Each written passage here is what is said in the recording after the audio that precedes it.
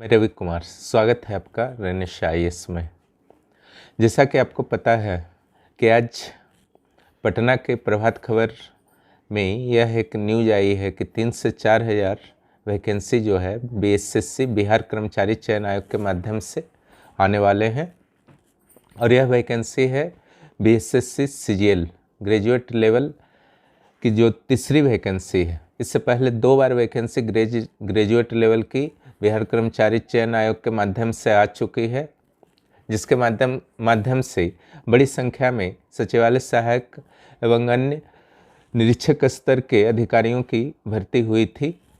स्नातक स्तरीय जो भर्ती होते हैं उसका ज़बरदस्त क्रेज बिहार और झारखंड के सहित जो है उत्तर प्रदेश एवं अन्य राज्यों में देखा जाता है। इसका कारण बिहार झारखंड में स्पेशली यह है कि यहाँ दोनों लेवल जो प्रारंभिक और मुख्य परीक्षा होते हैं, दोनों लेवल पर जो है यह ऑब्जेक्टिव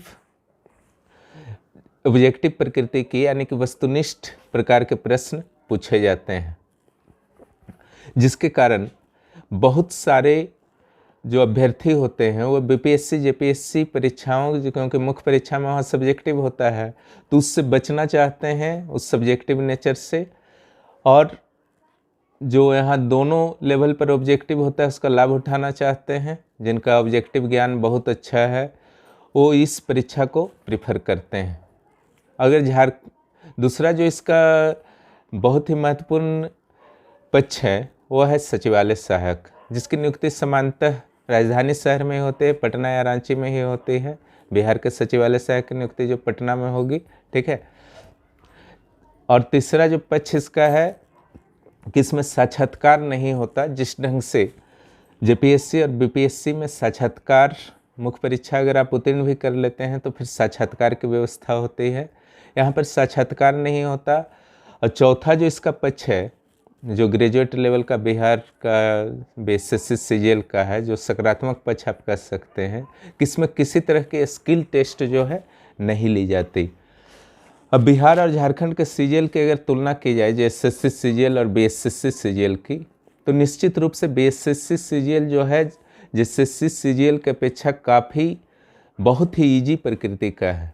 क्योंकि देखिए आपका झारखंड में जहाँ मैथ, रीजनिंग और साइंस और सामान्य अध्ययन ये तो आएंगे ही, और उसके अलावा यहाँ पर एक साहित्य पेपर भी मुख्य परीक्षा में इनपुट कर दिया गया है, इस बार से डाल दिया गया है। और पहले भी टफ था क्योंकि पहले इंग्लिश था, लेकिन वहाँ पर अगर आप देखते हैं तो जो सिलेबस जो है प्रारंभिक परीक्षा में है वही सिलेबस वहाँ मुख्य परीक्षा में भी सेम टू सेम है, सेम मार्क्स के हैं। केवल एक हिंदी क्वालिफाइंग नेचर का पेपर का जो है आपका ऑब्जेक्टिव लेवल का ही एक पेपर लिया जाता है, जिसमें आपको क्वालिफाइंग मार्क्स प्राप्त कर लेनी है। उसमें आप क्वालिफाइंग मार्क्स प्राप्त कर लेंगे, उसके बाद ही आपके जो है जो सामान्य अध्ययन में जो मैथ, रीजनिंग वगैरह के पेपर हैं वो चेक होंगे, अन्यथा नहीं होंगे।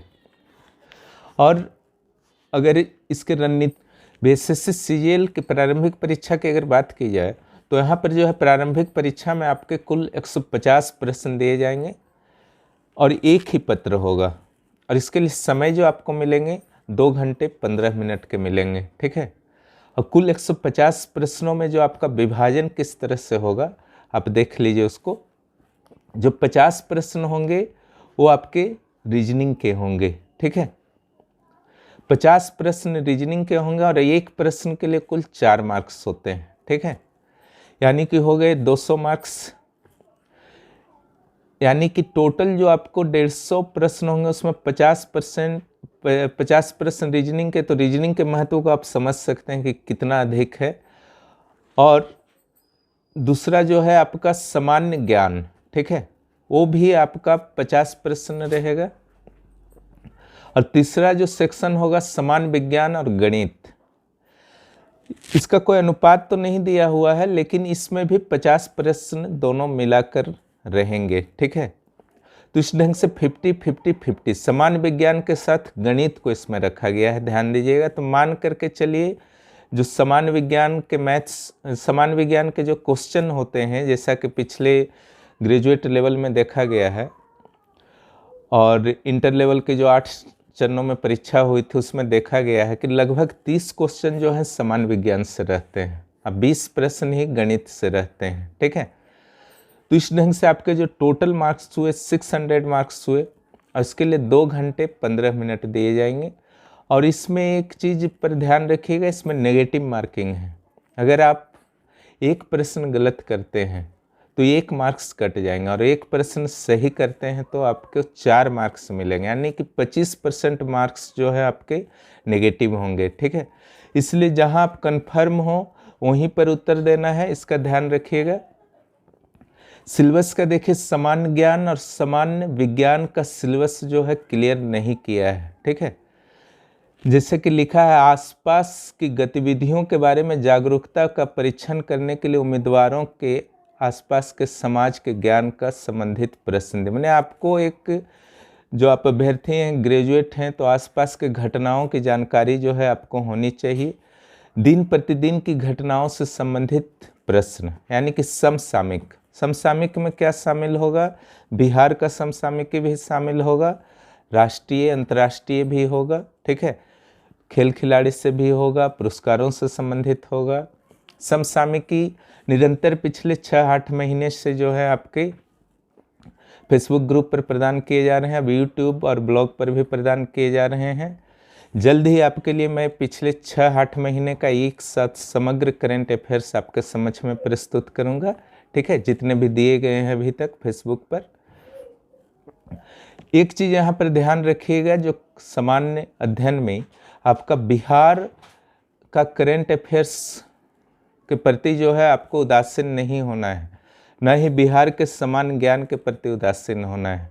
ये दोनों जो है बहुत ही बड़ा भाग जो है 50 प्रश्न में 8 से 10 प्रश्न बिहार से संबंधित प्रश्न रह सकते हैं। ठीक है, सामान्य अध्ययन में यहाँ पर जो है आपका स्पेशली जिसका जिक्र किया गया है सामान्य अध्ययन में, पुरस्कार का। ठीक है, राष्ट्रीय अंतर्राष्ट्रीय पुरस्कार, जितने भी मैं पुरस्कार के संदर्भ में बताता हूँ वो सब आपको नोट कर लेना है, उसी से आ जाएंगे, निश्चिंत रहिए। कुछ वैज्ञानिक प्रगति, यानी कि साइंस टेक्नोलॉजी से रिलेटेड है, PSLV GSLV वगैरह जो भी छोड़ा गया उससे संबंध आपका रखता है। ये भारतीय भाषाओं के संदर्भ में ज्ञान, हालांकि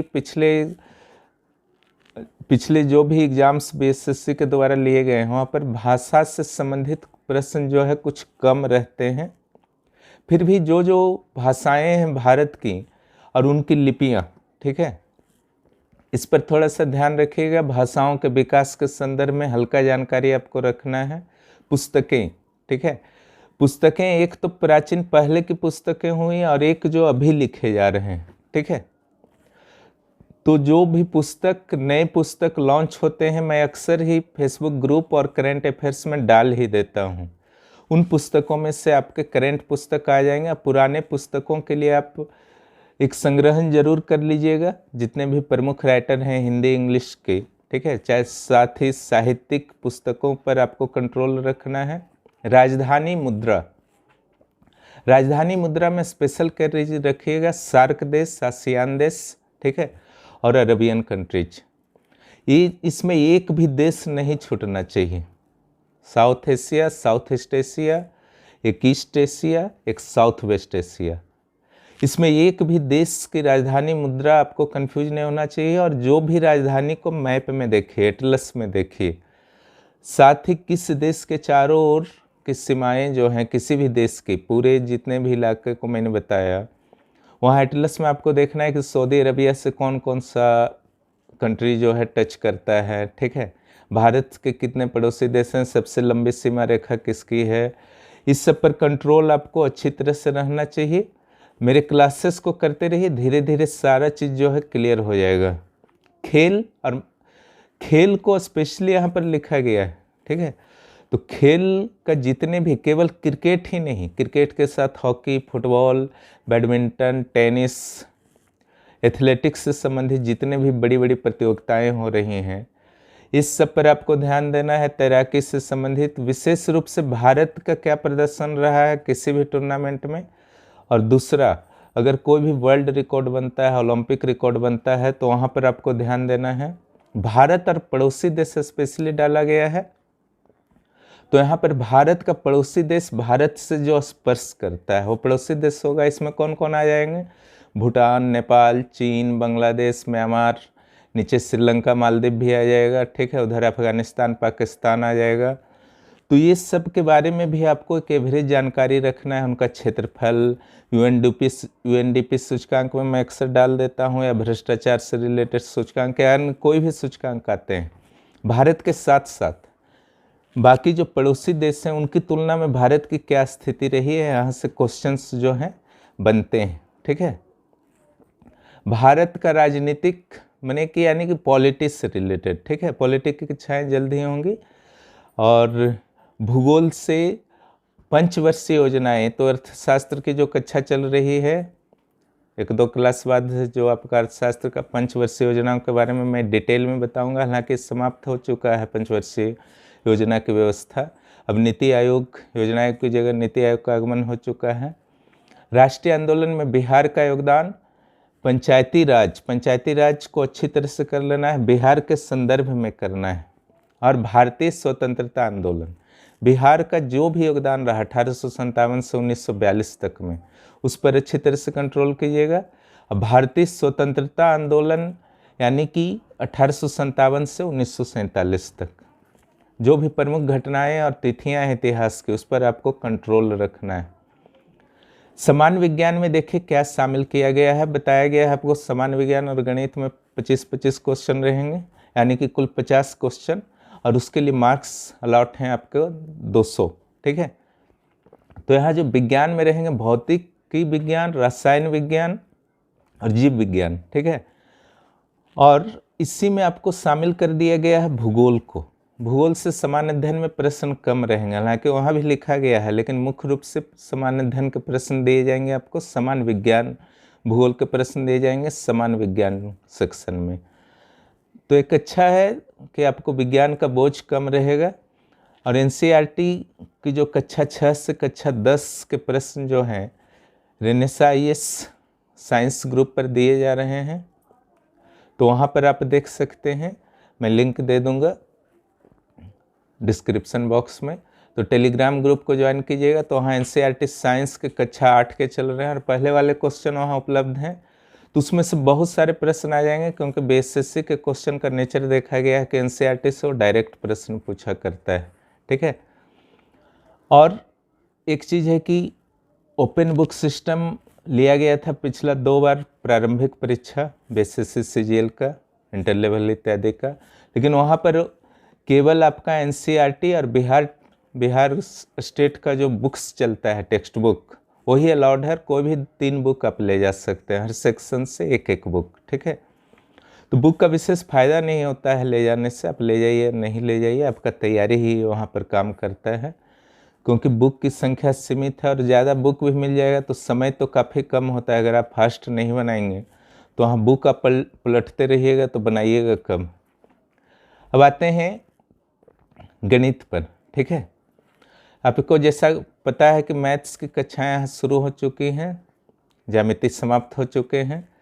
तो यहाँ का जो सिलेबस है वो है आपका औसत, प्रतिशत, कार्य समय, क्षेत्रफल, लाभानी, ब्याज में दोनों है, सरल भी है, चक्रवृद्धि भी है, ठीक है। सिंपल इंटरेस्ट भी है, कंपाउंड इंटरेस्ट भी है, समय और दूरी, time and distance, HCF, LCM यानी कि महत्तम समावर्त, लघुत्तम समावर्तक, ठीक है। उम्र इत्यादि वाला है, उम्र आदि की समस्या, बार ग्राफ और चित्रमय आलेख, पाई चार्ट, ठीक है। पाई चार्ट दे देगा, वृत्त वाला जो होता है उससे क्वेश्चन, ये सब इजी होता है, लास्ट वाला सब जो है। ऊपर जितना भी दिया औसत, प्रतिशत, कार्य समय, इसमें सैकड़ों ट्रिक्स हैं। अगर वो ट्रिक्स पर आप कंट्रोल कर लिए, उन ट्रिक्स को मैं बताऊंगा जल्द ही, ठीक है। जैसे ही उस सेक्शन में मैं पहुंचने का प्रयास जल्द से जल्द कर रहा हूं, तो ट्रिक्स पर अगर आप कंट्रोल कर लेते हैं तो ये सब बहुत कम समय में लाभ हानि, प्रतिशत, चक्रवृद्धि ब्याज वाले प्रश्न जो हैं बन जाएंगे, ठीक है। जैसे 2 वर्षों का ब्याज और साधारण ब्याज, चक्रवृद्धि ब्याज का अंतर इतना है, मूलधन इतना है, तो उसका भी एक ट्रिक्स होता है, तो मुँह से बन जाता है। तो ट्रिक्स पर आप कंट्रोल कर लीजिएगा और साथ ही सिंपली बेसिकली आपको समझना है कि आखिर ये क्यों हुआ, सिंपल भी आपको बनाना आना चाहिए और ट्रिक्स भी आना चाहिए, फिर बहुत इजी हो जाएगा। एक है रीजनिंग 50 क्वेश्चन, ठीक है। लगता तो कभी इजी है, लेकिन कभी कभी आप उलझ जाते हैं तो सारा जो है समय खा जाता है। इसलिए इसको हल्के में नहीं लेना है कि हल्का है इसलिए हल्के में ले लिए तो आप नुकसान उठा बैठेंगे। यहाँ पर जैसे श्रृंखला है, श्रृंखला वाला थोड़ा टफ होता है, कभी स्क्वायर के रूप में आगे बढ़ता है, कभी डिफरेंस निकालना पड़ता है, कभी हार्मोनिक मीन में चला जाता है, कभी अर्थमेटिक मीन में चला जाता है, कभी आपका प्राइम नंबर्स दे दिया जाता है, ठीक है। 1 2 3, 3 के बाद 5 दिया हुआ, 5 के 7 दिया हुआ, उसके बाद 11 दिया हुआ, उसके बाद क्या होगा, ठीक है। तो प्राइम नंबर्स का श्रृंखला चल सकता है। तो आप एक जानना अलग चीज़ होता है, दूसरा प्रैक्टिस अगर आप ज़्यादा से ज़्यादा कीजिएगा तो वहाँ फटाफट कैच कीजिएगा, और जितना समय अलॉट किया गया है उसमें आप बहुत ही बेस्ट कर पाइएगा। यहाँ जो कोडिंग डिकोडिंग है, संख्या श्रृंखला है, वेन डायग्राम से रिलेटेड जो अलग अलग प्रश्न आते हैं, और समस्या सुलझाने की तकनीक, कथन और निष्कर्ष, ठीक है, ये बहुत ही कन्फ्यूजिंग होता है। इस पर विशेष रूप से आपको प्रैक्टिस करना है। जब यहाँ मैं पहुँचूँगा तो बहुत अच्छी तरह समझा दूंगा, फिर कभी समस्या नहीं आएगी कथन और निष्कर्ष में। उसके अलावा जो है आपका नॉन वर्बल सीरीज, वो तो वर्बल में था, नॉन वर्बल सीरीज मीन्स चित्र वगैरह देगा, ठीक है। यहाँ पर सिटिंग अरेंजमेंट एक है, ठीक है। यहाँ पर जो नहीं भी लिखा हुआ है आपके सिलेबस मैंने आज वीडियो में डाल दिया है, आप लोग देख लेंगे, वो भी कर लेना है, ठीक है। जैसे घड़ी संबंधी समस्या नहीं दिया हुआ है, लेकिन इसका अर्थ नहीं है कि नहीं आएगा, ठीक है। रिश्ता से संबंधित नहीं दिया है, वो सारा कर लेना है, जो भी रीजनिंग में आता है सारा कर लेना है। घड़ी में एंगल कैसे निकाला जाता है, मिनट सुई और आवर सुई के बीच में, ठीक है। सिटिंग अरेंजमेंट दिया है, सिटिंग अरेंजमेंट बहुत ही इंपॉर्टेंट सेक्शन, इससे 2-3 क्वेश्चन तो बीसीसी सीजीएल में रहता ही है, ठीक है। यहाँ पर सबसे बड़ी चीज़ ये ध्यान रखना है कि समय के अंदर आपका पूरा कैसे हो। इसके लिए आपको एक और तो तैयारी शुरू कर देनी चाहिए जिन्होंने तैयारी नहीं शुरू किया है, दूसरी ओर जिनका तैयारी है या जितना भी तैयारी हो चुका है, सेट को रेगुलर बनाइए, ठीक है। और एनसीईआरटी के बुक्स को आपको विशेष रूप से अध्ययन करना है, विशेष करके साइंस के बुक को ज़रूर अध्ययन कीजिए। और हाल में जैसा मैंने देखा है, बीएसएससी के जितने भी एग्जाम्स हुए हैं उसके क्वेश्चन अत्यंत टफ रहे हैं, लगभग बीपीएससी के लेवल को छू रहा है, ठीक है। बजट, आर्थिक समीक्षा तक से प्रश्न पूछे जा रहे हैं, इसलिए सिर्फ आप लुसेंट पढ़ के जाइएगा तो सामान्य अध्ययन के प्रश्न सोल्व हो जाएंगे। इस मुगालते में मत रहिए, अन्यथा वहाँ पर एग्जाम हॉल में आप फंस सकते हैं, ठीक है। यहाँ पर जो है आपका लुसेंट के अलावा आपको कुछ बेसिक बुक्स भी आपको पढ़ने चाहिए।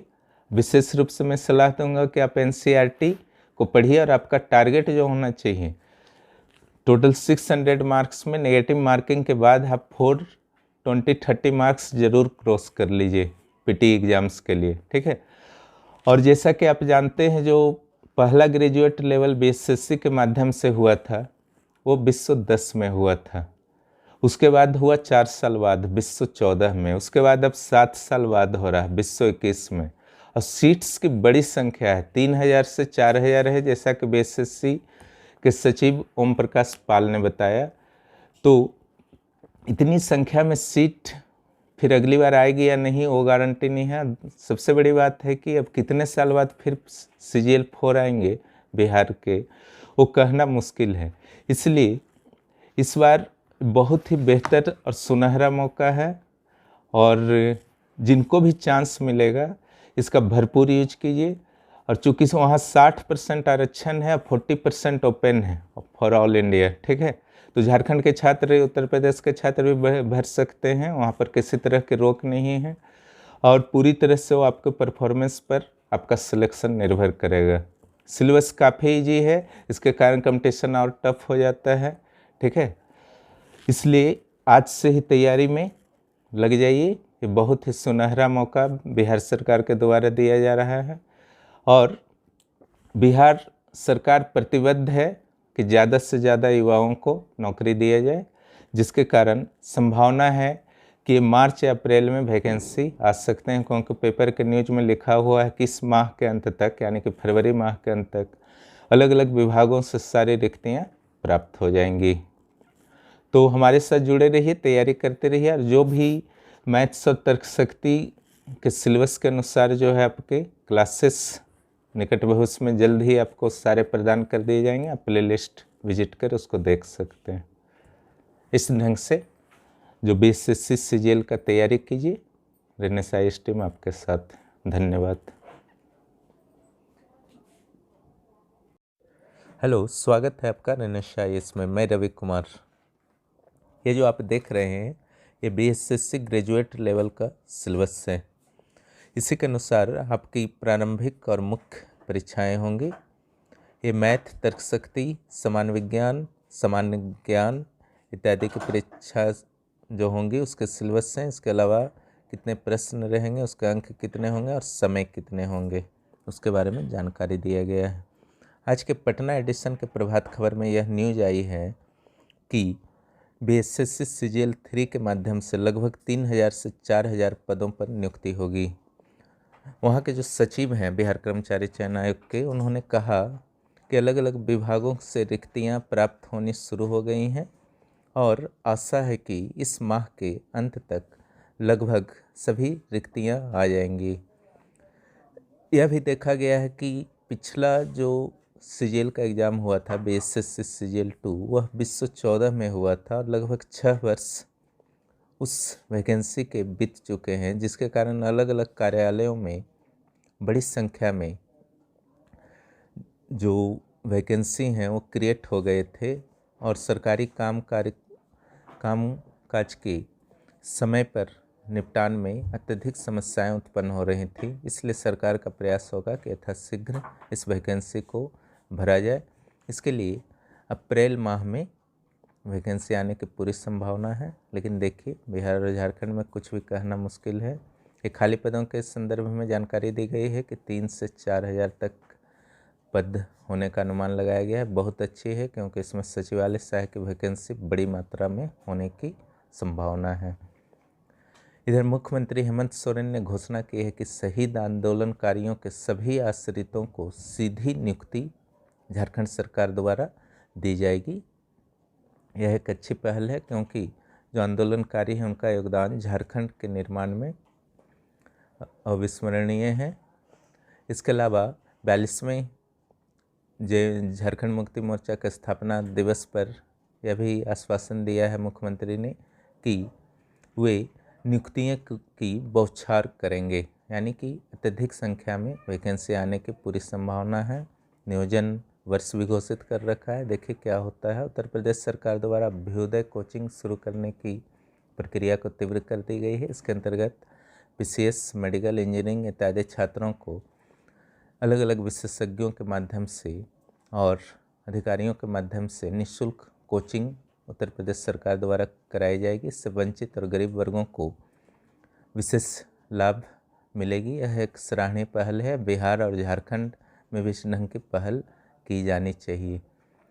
जो झारखंड सिविल सेवा की वैकेंसी आने वाली है उसकी उम्र गणना जो है 2016 से करने की तैयारी है। हालांकि अगर देखा जाए 6ठी सिविल सेवा परीक्षा की अधिकतम उम्र की जो गणना हुई थी वो 2010 के अनुसार हुई थी, तो नियम के अनुसार 2011 अधिकतम उम्र के लिए देना चाहिए। लेकिन देखिए क्या सरकार का निर्णय होता है। कम से कम 2013 कर दिया जाए तो अभ्यर्थियों के लिए बेहतर होगा।